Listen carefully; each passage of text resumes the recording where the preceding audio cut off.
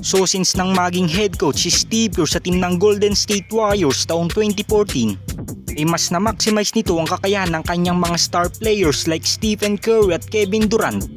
Dahil sa 10 taon nitong pananatili sa Warriors bilang head coach ay ipinamulat nito sa kanyang mga players ang kakaibang motion-based offense kung saan sa kanilang mga nakaraang mga games ay more on ball movement at matitinding adjustment ang kanyang ginagawa upang makabuo ng magandang chemistry.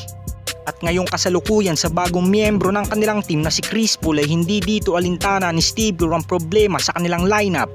Dahil sa naging interview nito via Anthony Slater ng The Athletic, pinaliwanag ng Warriors head coach na mas ipapatrabaho niya kay CP3 ang more on pick and roll offense upang mas maging epektibo ito sa kanilang lineup. At dahil sa matinding offensive game plan ni Steve Kerr kay CP3 ay sinang-ayunan naman ito ng ilang mga eksperto. Dahil alam ng lahat na ito talaga ang pinakamagandang ginagawa ni CP3 pagdating sa opensa. At mas inaangat din ng former All-Star ang performance ng kanyang mga teammates dahil sa kakaiba nitong IQ sa loob ng court. Ganun pa man ay giit pa rin ng mga Warriors fans na mas magiging fit nga daw si Chris Paul sa Warriors kung manggagalang ito off the bench dahil mas makakapagpahinga ang Big 3 ng Warriors kung mayroong sasalo sa trabaho ng 2-time MVP na si Stephen Curry. At mas gagaan na rin ang trabaho ng former Defensive Player of the Year na si Draymond Green dahil specialty nga rin ni CP3 ang pagiging playmaker. Kayo mga Lods, saan mas nababagay i-line up si CP3, starter or bench? Comment down below lang mga Lods.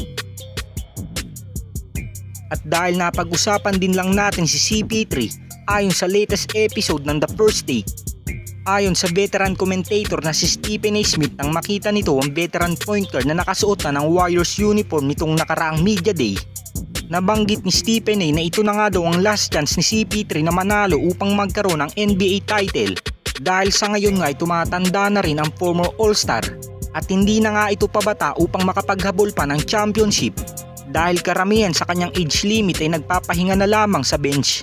Ngunit naniniwala pa rin naman ang ilang mga executive gaya ni Stephen A. na dito na nga daw makukuha ni CP3 ang kanyang kauna-unahang championship.